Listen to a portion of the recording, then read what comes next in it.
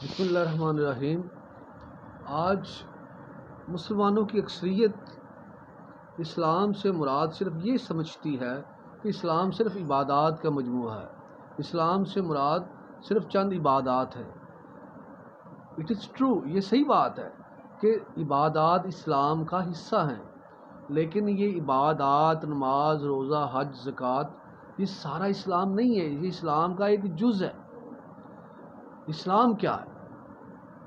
اسلام اللہ تعالیٰ کے احکامات کا نام ہے، اللہ تعالیٰ کے احکامات کا مجموعہ ہے۔ وہ احکامات قرآن مجید میں بھی پائے جاتے ہیں، وہ احکامات حدیث مبارکہ میں بھی پائے جاتے ہیں، اور یہ احکام الہیہ عبادات کے متعلق بھی ہیں، معاملات کے متعلق بھی ہیں، سیاست کے متعلق بھی ہیں، معیشت کے متعلق بھی ہیں، عدالتوں کے متعلق بھی ہیں، تعلیم کے متعلق بھی ہیں، اخلاق کے متعلق بھی ہیں، معاشرت کے متعلق بھی ہے۔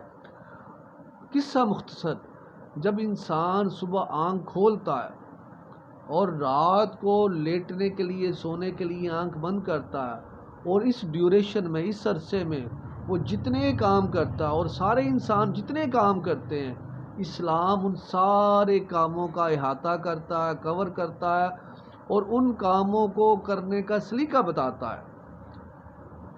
اگر تو ہم عبادات تو اسلام کے طریقے سے کر رہے ہیں، اور زندگی کے باقی کام، مسجد سے نکلنے کے باقی کام ہم اپنی مرضی سے کر رہے ہیں، تو یہ وہ کام ہے جس کو اسلام نے یوں فرمایا ہے، قرآن مجید نے یہ فرمایا، افتؤمنون ببعض الکتاب وتکفرون ببعض، کیا تم قرآن مجید کے کتاب کے ایک حصے پر ایمان لاؤ گے، ایک حصے کا، اور ایک حصے کا انکار کرو گے؟ جس کا دل چاہو گے مانو گے، جس کا دل چاہو گے انکار کرو گے۔ فما جزاء من یفعل ذلک، تو ایسا شخص جو اپنی مرضی کے دین پر عمل کرے، اللہ کی مرضی کے دین پر نہیں، اپنے من چاہے دین پر عمل کرے، فما جزاء، تو اس کا کیا صلہ، کیا جزا اس بندے کی؟ اللہ فرماتا ہے اس کی جزا یہ ہے کہ اس کو دنیا میں ذلت ملے گی اور آخرت میں دردناک عذاب دیا جائے گا۔ تو جب ہم کلمہ پڑھ لیتے ہیں تو پھر ہماری مرضی ختم ہو جاتی ہے، پھر ہماری مرضی کا کوئی وجود نہیں رہتا، پھر اللہ کی مرضی چلتی ہے۔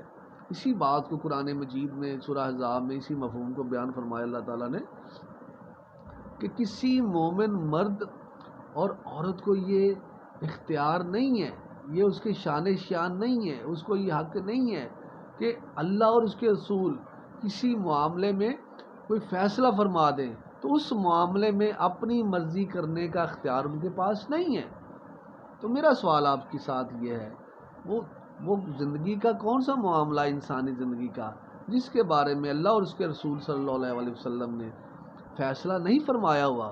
مطلب یہ ہے کہ ہم پوری زندگی میں کلمہ پڑھنے کے بعد، اللہ کو اپنا رب ماننے کے بعد، نبی کریم صلی اللہ علیہ وسلم کو اپنے نبی ماننے کے بعد، ہمیں اپنی مرضی کرنے کا اختیار ہمارا ختم ہو جاتا۔ ہم ساری زندگی قرآن و سنت پر عمل کرنے کے پابند ہے، لازم ہے، فرض ہے ہم پر۔ قرآن مجید میں، دین میں، اسلام میں کہیں نہیں یہ فرمایا گیا ہم نے عبادات تو نبی کریم صلی اللہ علیہ وسلم کے طریقے سے کرنی ہے اور باقی معاملات اپنی مرضی سے چلانے ہیں۔ یہ کہاں لکھا ہے؟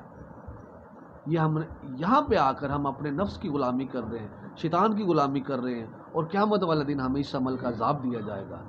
اللہ سے دعا ہے اللہ تعالیٰ ہمیں دین کی صحیح سمجھ عطا فرمائے، اور ہمیں شرح صدر عطا فرمائے، اور ہمارا سینہ اور ہمارا دماغ اور ہمارا دل اسلام کی سمجھ کے لیے کھول دے۔